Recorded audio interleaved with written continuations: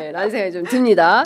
자, 어제 국무회의 라이브가 진짜 시장에 완전히 세간의 화제가 되고 있어요. 파문을 일으켰죠, 완전히. 넷플릭스 뺨친다 뭐 이런 댓글이 달렸더라고요. 아, 정말로. 맞아요. 아니, 어제 저희 생중계하는데 갑자기 동접이 쭉쭉쭉 빠지는 거여서 이거 왜 그러지 봤더니 대통령이 라이브를 하고 있네. 진짜. 우리 장 선배가 오후 2시 합시다. 매불쇼 할 때. 매불쇼 할 때. 매불쇼 추천드립니다. 체육 시간을 뺏읍시다. 자, 저희가 준비한 영상이 있는데요. 국무회의 라이브 현장에서 노동부 장관 진땀 뺐습니다. 그 영상 함께 보시겠습니다. 옛날에 제가 어릴 때 올리버 트위스트라는 소설책을 본 일이 있는데 그 어릴 때는 몰랐는데 나이가 들어서 알고 보니까 그게 소년 노동의 잔혹함을 풍자한 책이었어요.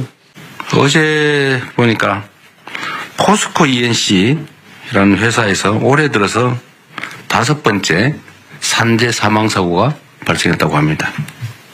5명이 올해 돌아가셨다 그 말입니다. 일하러 갔다가. 이게 있을 수 있는 일입니까? 살자고 돈 벌자고 간 직장이 전쟁터가 된 거 아닙니까? 똑같은 장소에서 똑같은 사고가 발생하는 거는 똑같은 방식으로 특히 사망하는 거는 충분히 예상할 수 있는 일인데 이 예상할 수 있는 일들 방어하지 않고 사고가 나는 거는 결국 죽음을 용인하는 거죠. 아주 심하게 얘기하면 법률적 용어로 미필적 고의에 의한 살인 아닙니까? 죽어도 할 수 없다. 뭐 죽어도 어쩔 수 없지. 이런 생각을 한 결과가 아닌가 하는 생각이 들어서 정말로 참담합니다. 근로감독관 300명 빨리 구성하라는데 몇 명 했어요? 지금 300명 이미 구성되어 있습니다. 구성됐어요? 네, 150 산업안전공단. 단속은 나가고 있어요? 매주 나갑니다. 매주? 매일 나가야지 왜 매주 나갑니까? 저는 매주 나갑니다. 본인은 매주 나가시고요. 어쨌든 불시 단속은 계속 하고 있는 거죠? 그렇습니다. 언제 저도 한번 같이 가면 좋겠어요. 고맙습니다. 네. 어쨌든 사람 목숨을 지키는 특공대다 이렇게 생각하고 네. 정말로 철저하게 단속해야 됩니다. 직을 걸겠습니다. 네, 진짜로. 이번에 이거 해가 상당 기간 지나도 산재가 안 줄어들면 진짜 직을 거십시오. 그렇게 하겠습니다. 자, 직을 거십시오. 기자님, 우리가 지금 이정주 기자가 은퇴 선언이 거긴 좀 많이 거셔가지고 직을 너무 많이 걸어가지고 약간 힘이 좀 떨어졌어요. 적당히 걸어야 되는데. 근데 상당 긴장감이 어마어마하네요. 그러니까 제가 어제 대통령실 참모들을 좀 만나보니까 어떤 얘기를 하냐면 뭐가 제일 힘드냐 요새. 그래도 뭐 이렇게 피골이 상접해 있어요. 그래서 뭐가 이렇게 힘드냐 그랬더니 대통령 압박 질문이 제일 힘들다고 하는 거예요. 그러니까 지금 국무회의 하잖아요. 참모회의도 저렇게 한대요. 그래서 뭐 이렇게 막 중원부원 길게 얘기하잖아요. 그럼 됐고 그거 다 알아요. 그거 모르는 사람 있습니까? 여기 다 알잖아요. 이제 대안 뭐예요? 대안 뭐 얘기하면 그거 작년에 했었는데 그거 안 됐던데. 그럼 뭐 새로운 거 갖고 와야지. 그럼 그때부터는 식은땀이 좔좔 나온다는 거예요. 장난 아니래요. 근데 그거를 우리 국민들이 본 거예요. 댓글창에 야 국무회의가 이렇게 재밌네. 국무회의가 이렇게 재밌네. 산업재해 정말 심각하다라는 의견들. 아까 보니까 어떤 게 있었냐면 제가 댓글이 많아가지고 다 못 찾아보겠는데 하여튼 그런 류의 이렇게 재밌는 걸 그동안 왜 라이브를 안 했냐 막 이런 얘기들이 있는 거예요. 그러니까 국민들의 효능감이 어마어마한 것 같습니다. 정말로 사실은 대통령이라는 게 선출된 권력이고 우리 국민들이 응당 그들이 어떤 의사결정을 하는지를 생생하게 알아야 함에도 불구하고 못했거든요. 반면에 국회 같은 경우에 똑같이 선거로 뽑는데 의사중개 시스템을 통해 가지고 의사결정 과정을 다 볼 수가 있고 나중에 소위의 회의록도 공개되기 때문에 어떤 내용이 오가는지를 알 수 있는데 반면에 대통령제 국가에서 굉장히 의아하게도 대통령실이 주재하는 국무회의에서 우리 국민의 알 권리가 지금까지 보장된 바가 없었다. 그런 측면에서 이재명 대통령의 이번 결단 같은 경우에는 국민의 알 권리를 최대치로 충족시키는 굉장히 좋은 결정이라고 생각을 하는 것이고 기본적으로 형식이나 내용 자체가 굉장히 유려해 보였다. 그럼 어떤 거냐면은 특정한 주제를 가지고 심층 토의하는 모습을 1시간 20여 분간에 걸쳐서 보여주지 않았습니까? 그런 태도라는 것 자체가 결국은 국민들을 우리가 직접 논의하는 과정을 생중계하고 함으로써 설득하고 의사결정 과정에 참여시키겠다는 얘기도 되는 거거든요. 그렇기 때문에 정말로 대통령을 뽑은 효능감을 국무회의 생중계를 통해서 많은 분들이 느끼는 하루였다. 그렇기 때문에 넷플릭스보다 더 재밌고 거기다 더해가지고 사실은 시사 유튜브 방송들이 굉장히 어렵게 돼가지고 대통령만 못하면요. 그러니까. 우리 방송 볼 이유가 없습니다. 맞아요. 이게 지금. 네. 대통령보다 잘해야 됩니다. 이거. 예, 부담 100배예요. 예, 김은지 기자 어떻게 보셨어요? 그러니까 정치적 효능감을 제대로 보여줬다라고 하는 차원에서 정말 그런 것 같고요. 그러니까 이재명 정부의 어떤 방향성이 그대로 보이는 것 같습니다. 이재명 대통령이 그러니까 기자실 브리핑도 생중계하겠다라고 했고요. 뿐만 아니라 기자회견도 굉장히 빠르게 실시함으로써 맞습니다. 본인의 있는 그대로 좀 보여준 바가 있거든요. 그리고 대통령이 되고 나서 심지어 국무회의까지도 생중계하는 정말 전무한 그렇습니다. 장면들을 펼쳐줬는데, 그러니까 정부 수립 이후 최초예요. 그러니까요. 네. 그러니까 정말 변화하는 세상에 딱 맞는 어떤 모습이기도 하고요. 그만큼의 자신감인 건데 그 자신감을 충분히 표출함으로써 평가받을 수 있는 자원들을 많이 만든 것 같거든요. 네. 그러니까 이재명 대통령 쪽에서는 사실 여의도 정치를 할 때는 굉장히 좀 뭐라고 할까요? 답답하고 억울했던 것들이 꽤 있습니다. 네. 본인에게 씌워졌던 소위 말하는 악마 프레임에 대한 것들에 대한 불만도 있었었고 제대로 된 평가 못 받았다라고 하는 생각들을 꽤 가지고 있었는데 이렇게 아예 그냥 다 열어놓고 보니까 진짜 다르네라는 네. 생각들을 보통 국민들한테 주는 것 같고요. 이제 돌아온 그것이 사이다. 네, 정말 한판 승부로서 네. 제대로 보여줬다라는 생각 듭니다. 그러니까요. 예, 그러니까 저는 어제 그 대통령의 회의 진행하는 방식을 아마 이제 다른 기업들이나 국회에서도 상당히 그 보고 참고를 할 것 같다라는 네. 생각이 좀 드는데. 오늘 보수지들은 대체적으로 기업의 입장에서 다 죽었다. 거의 특히 다음 주에 노란봉투법 예, 본회의 통과를 앞두고 있는데 이 노동 존중 사회로 가겠다는 대통령의 확실한 마인드가 이렇게 드러나니까 그에 대해서 반대하는 흐름을 또 잡고자 하는 움직임이 또 보여요. 그러니까 이재명 대통령 같은 경우에는 몸소 본이 소년공 시절을 겪었기 때문에 개인 사적으로 노동 존중이라는 것을 체감하고 있는 사람입니다. 네. 어제 국무회의 석상에서도 비슷한 얘기를 했던 것 같은데 12살 때 우리 나이로 따지면은 초등학교 재학 중에 공장에 갔던 사람이에요. 그리고 이제 중학생쯤 됐을 때 15세 때 프레스기에 왼쪽 팔이 끼어가지고 어떻게 보면 장애를 안고 평생을 살아야 되는 그런 아픈 경험을 했는데 그런 아픈 경험이라는 것이 본인의 그런 어릴 적의 문제로 그쳤다고 한다면은 어제 같은 얘기가 없었다고 봅니다. 사실은 시일이 한 50년이 지났음에도 불구하고 그 사이에도 강산이 수백 번 변했음에도 불구하고 여전히 달라진 것 없는 노동을 존중하지 않는 사회 분위기에 대해서 내가 대통령이 됐으니까 산재만은 없는 사회, 산재 제로 사회를 만들겠다라는 그런 의지 표명을 확실하게 한 것이라고 보여지고요. 거기에 더해가지고 경기지사를 할 때도 행정 경험을 통해서 산업재해를 어떻게 근절해야 되는지를 알고 있는 사람입니다. 그렇기 네. 때문에 기존에 있는 근로감독관을 넘어서 노동경찰권을 보장하는 방식을 통해서 미래에는 아마도 정부가 적극적으로 산재 문제에 개입하는 형태가 될 것이다. 그렇게 예고해 볼 수가 있는 것이고 아까 기업의 문제를 말씀하셨는데 확실하게 잘한 기업에 대해서는 칭찬을 하고 그렇죠. 산재를 다수 배출하는 못한 기업에 대해서는 공개적으로 비판도 하고 고치라고 하는 겁니다. 네. 예를 들면 SPC 같은 경우에도 지금 2022년 이래 3명의 노동자가 안타깝게 목숨을 잃었고 포스코 ENC 같은 경우에는 어제 숫자 정정이 있었습니다만은 4명의 노동자가 돌아가셨거든요. 그런 문제를 방기하는 우리 사회, 장시간 저임금 노동을 방치하고 노동자의 죽음을 비용으로도 생각하지 않는 그런 사회 분위기에 대해서 경종을 올리기 위해서는 우리 기업에 대해서도 일벌백계가 필요하다고 생각합니다. 그렇습니다. 네. 지금 굉장히 중요한 말씀 네. 해주셨는데 그 이재명 대통령이 소년공의 시절에 끼임 사고가 있었는데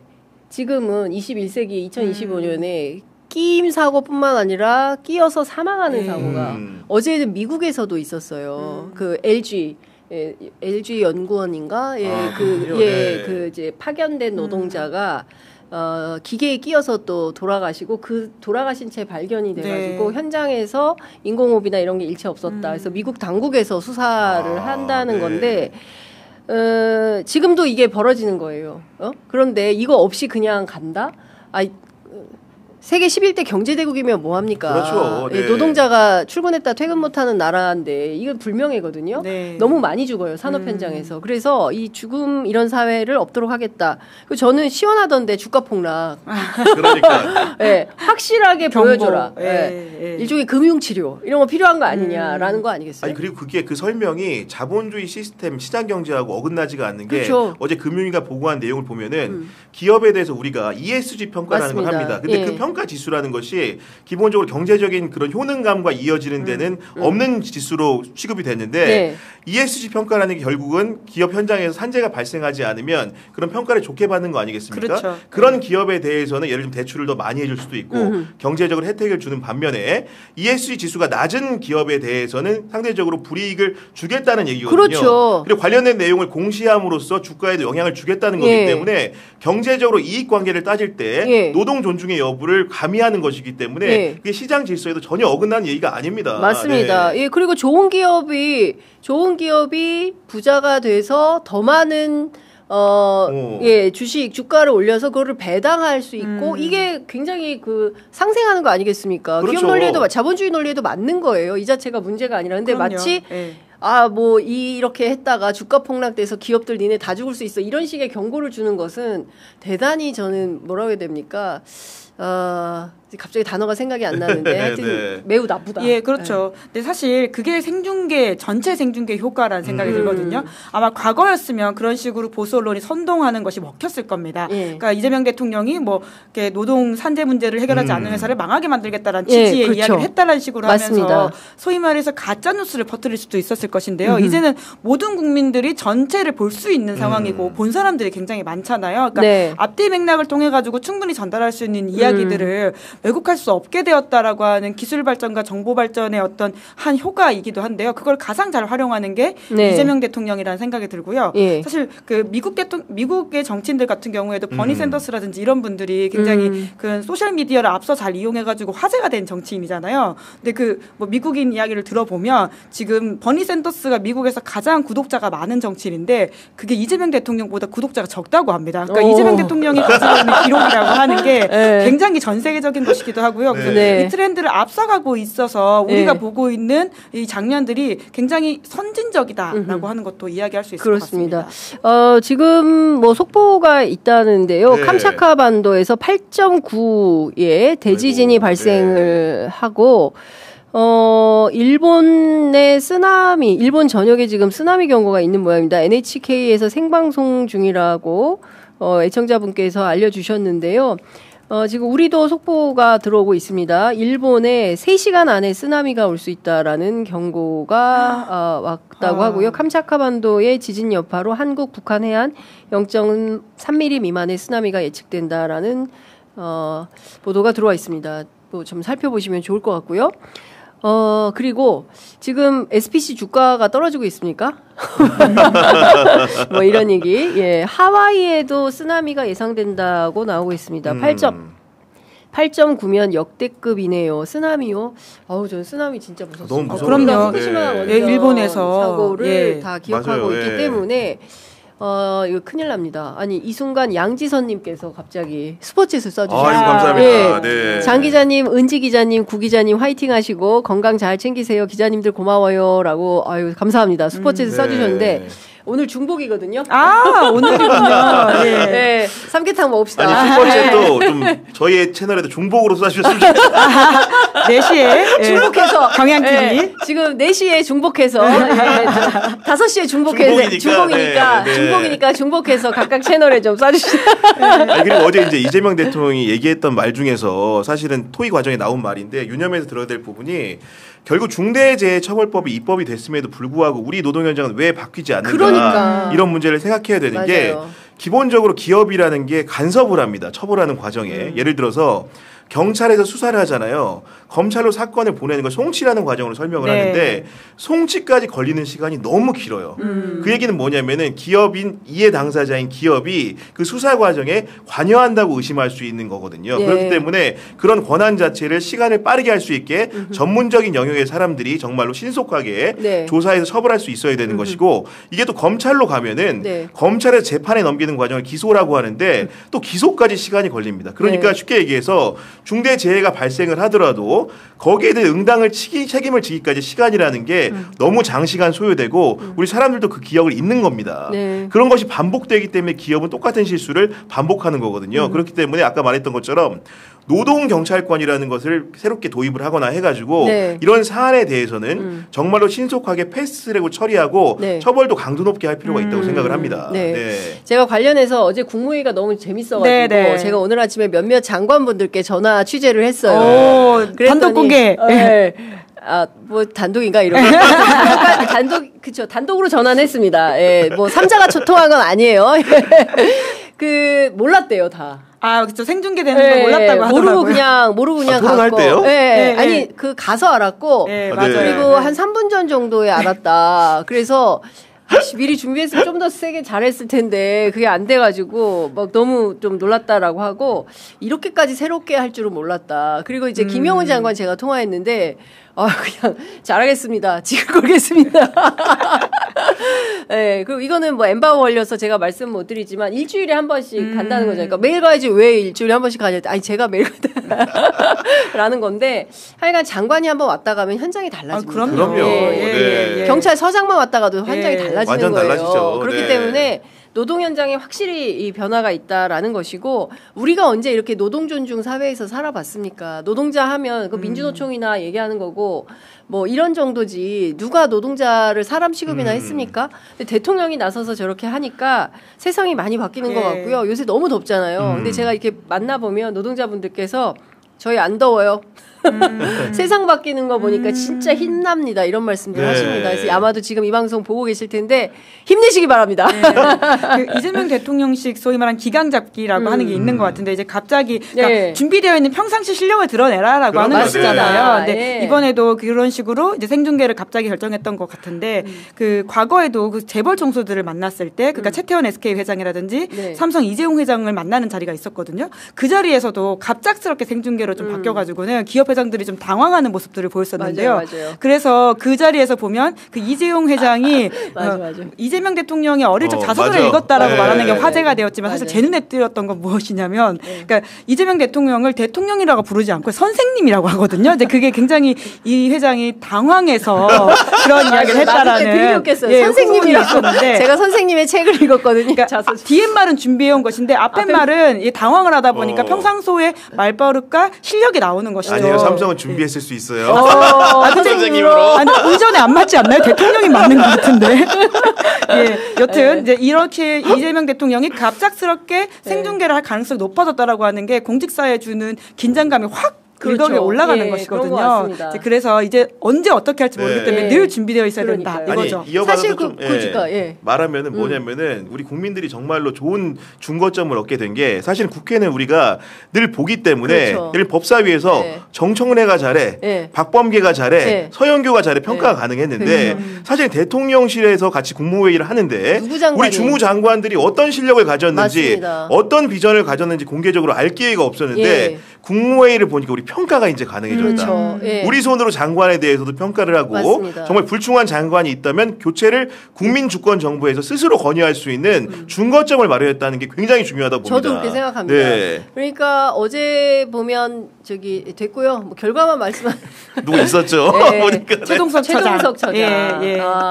근데 너무 무슨 타인의 정신과 육체를 못 건드리게 하는 교육이 필요하다. 이게 무슨 얘기예요? 그러니까 지금 어제는 산재가 핵심 주제였었는데 좀 그 주제에 맞지 않는 이야기를 하다 보니까 이재명 대통령이 사실 경기도지사 때부터 시작해서 이런 식으로 회의 진행을 굉장히 적극적으로 하고 요점이 안 맞는 말 할 경우에 끊어버린다는 걸 잘 알려져 있는데 이제 최 처장도 좀 적응을 하셔야 되는 게 아닌가라는 아니 그럴 거면 굳이 얘기 안 해도 되는데 이게 라이브 돌아가니까 굳이, 또 얘기는 해야 되는 거예요. 그러니까 말하니까 됐고요. 결론만 말씀하시고 이렇게 딱 잘라버리더라고요. 그래서 민망했겠다. 그러니까 민망했다라는 생각이 좀 드는데 최동석 처장을 바라보는 대통령의 시선이 그러하구나 라는 것을 전 국민이 깨닫게 된 현장이었다라는 생각이 좀 듭니다.